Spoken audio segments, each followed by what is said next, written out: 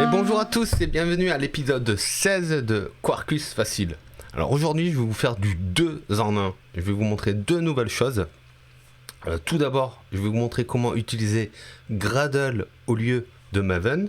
Ok, et je vais vous montrer comment utiliser Kotlin au lieu de Java. Allez, c'est parti. Donc, pour une fois on va recréer un projet from scratch en utilisant code.quarkus.io. Vous vous rappelez, je vous ai montré ça dans les premiers épisodes. C'est un peu comme start.spring.io. Avec cette interface web, on peut créer le squelette d'un nouveau projet. Donc on va sur code.quarkus.io et là je vais changer mon groupe ID et là on va appeler ça Quarkus FR et on va appeler ça KT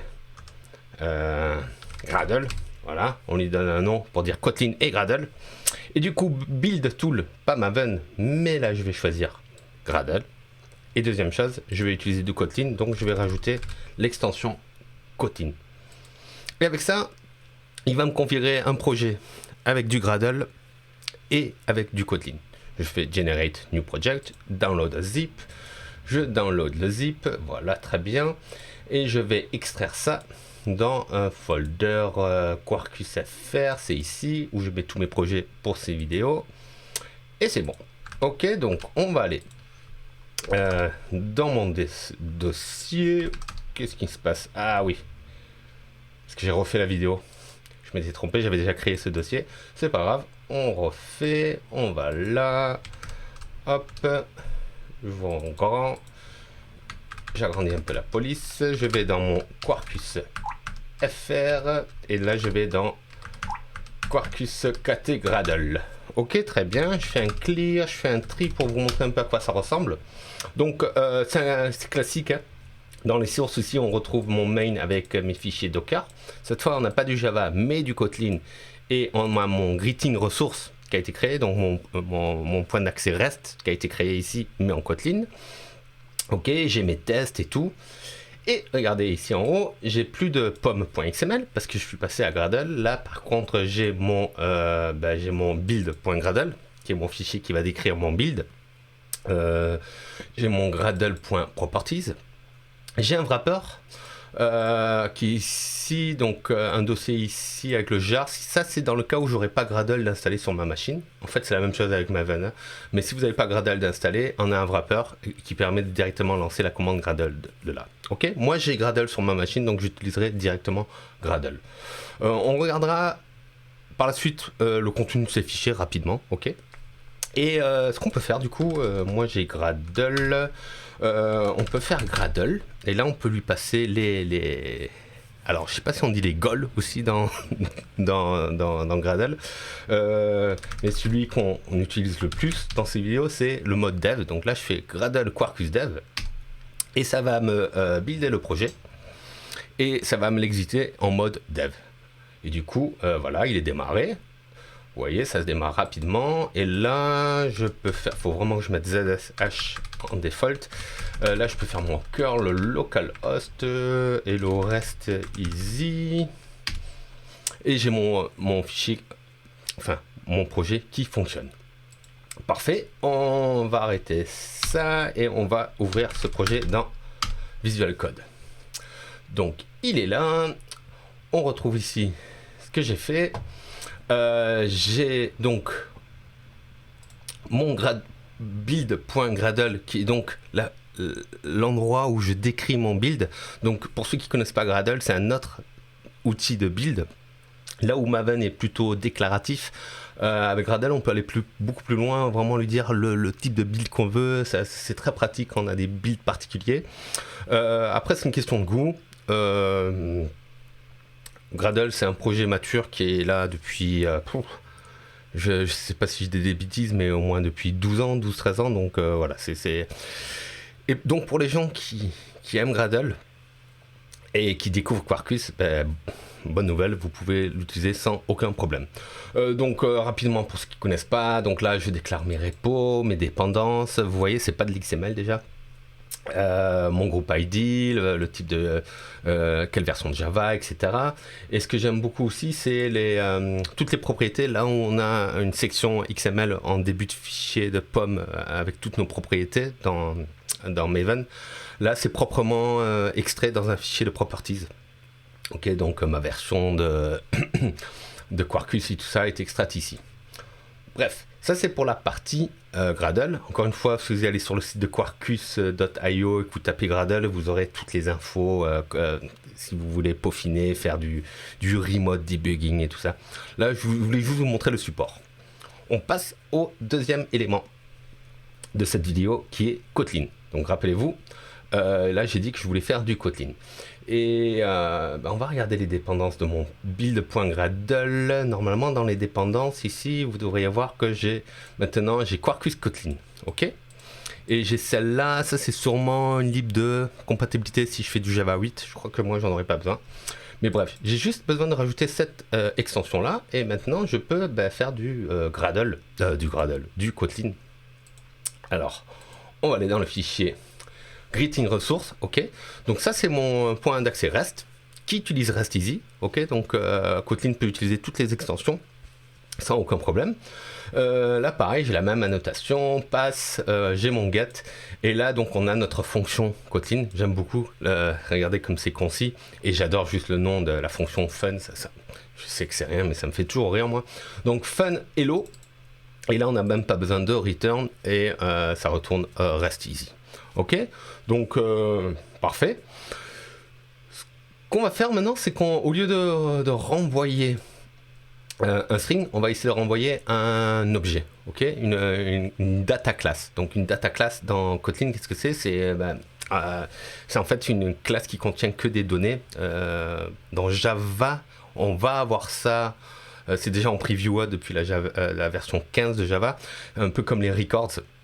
Ok, donc vraiment pour simplifier, imaginez-vous ça comme des POJO super simplifiés qui sont là juste pour transporter de la donnée et on n'a pas besoin d'avoir de getter, de setters. Bref. On va créer une data class en Kotlin. Ici, je vais l'appeler greeting.kt. Ok. Là, mon package, c'est org.cb. Voilà. Et là, je peux faire data class greeting. Et ensuite, la seule chose que j'ai besoin de faire, c'est, je crois que c'est val message. Et je dis que c'est un string et qui, par défaut, a cette valeur. Alors, en toute honnêteté, je connais pas très bien Kotlin. Je découvre un petit peu. Et je regarde si je me suis trompé, parce que j'ai mon petit truc ici pour tricher à côté. Ouais, attendez, je me suis un peu trompé là. Hop, il faut toujours définir une valeur par défaut de nos propriétés, d'après ce que j'ai compris. Mais regardez, là comme c'est concis, ma classe, j'ai une classe greeting qui contient un attribut qui est message, qui est un string, et que par défaut j'initialise à vide. Ok. Là j'ai ma classe. Ok. Et du coup, ce que je vais pouvoir faire dans ma ressource ici, c'est lui dire ici, je ne vais pas renvoyer du texte, mais je vais renvoyer du JSON. Ok, JSON, voilà, je crois qu'on est bon. Et ici, je vais renvoyer un nouvel objet greeting où je passe hello. Et je regarde si je suis bon. Ouais, il me manque une chose.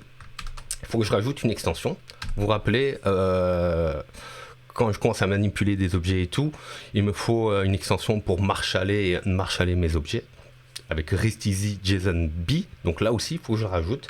Je rajoute mon extension et je cherche sur REST Easy JSON B. Voilà, je la rajoute. Là, on voit que c'est rajouté à mon, donc pas mon POM cette fois, mais à mon build.gradle. On peut regarder ça ensemble. Ça a dû se rajouter ici. Rest easy ou JSON B. Il est là. Voilà. Et il m'a aussi rajouté ça. Ça, je sais pas trop ce que c'est. Bref. On va démarrer mon projet. Gradle Quarkus Dev. Ok, et ce que je devrais pouvoir faire ici, c'est appeler ce point-là. Ah, build fail. J'ai fait une erreur. Compile, c'est où que j'ai fait une erreur? Alors, on va voir s'il me donne des bonnes infos sur ce que j'ai fait de faux. Option killer, qu'est-ce que j'ai fait? Il rate à la compile, donc j'ai dû me tromper. Hein. Et je n'arrive pas à voir où par contre. Alors, je regarde Fun, Produce et Low. Qu'est-ce que j'aurais pu faire de faux? Est-ce que je me suis trompé dans ma data class? Data class greeting, val message, de points, string. Ah, oui, je vois ce que j'ai fait. Hop, regardez. Tac, voilà, ça devrait aller mieux maintenant. On recommence. C'était pas très clair dans l'erreur. Enfin, peut-être, hein, mais. Bon, ça y est, là ça fonctionne. Super. Et là, je vais pouvoir faire mon curl. Là, je fais curl localhost hello rest easy. Et normalement, j'ai mon message ici, hello, qui a été renvoyé. Donc, vous voyez, on peut parfaitement faire du Kotlin. Je ne vais pas rentrer plus dans les détails parce qu'encore une fois, je vous avoue, je maîtrise un peu moins la partie Kotlin. C'est dans mes to-do cette année de plonger un peu plus dans ce langage. Ce que je voulais vous montrer, c'est que... Alors... Voilà, là ça ralentit un peu. Alors il y a de la doc hein, pour Kotlin sur le site de Quarkus. Là c'est juste pour utiliser Kotlin simplement. Mais si vous voulez faire de la persistance avec Panache, avec Hibernate Panache, il y a un guide aussi. C'était assez intéressant à voir. Je vais juste rapidement vous le montrer. Simplified Hibernate ORM with Panache Kotlin.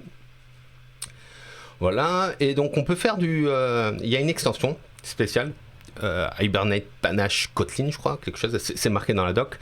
Et on explique ici comment faire vos entités ici. Ok, donc vous voyez, là on utilise late init, c'est quelque chose que j'ai appris aujourd'hui. Je savais pas ce que c'était late init. C'est justement parce que normalement dans Kotlin on doit initialiser dans le constructeur ses attributs. Dans le cas des identités, ça fait beaucoup sens, donc on peut lui rajouter le mot-clé late init. Autre chose que je savais pas, il n'y a pas de support de notion de méthode statique dans Kotlin. Et donc si on veut rajouter des finders et tout comme on avait vu, on utilise le pattern de objet compagnon object. Okay, donc c'est décrit ici. Bref, je vais un peu m'amuser avec ça aussi moi pour découvrir. Et peut-être je ferai une deuxième vidéo sur persistance avec Quarkus et Kotlin. C'est tout pour aujourd'hui, sauf si Quarkus annonce la release de la 1.11, qui est déjà dispo en fait, mais ils l'ont pas annoncé officiellement. Si elle est annoncée, peut-être que je ferai une deuxième vidéo aujourd'hui. J'ai pas fait de vidéo hier soir, là je fais une vidéo ce matin pour une fois. C'est pour ça que je suis au café.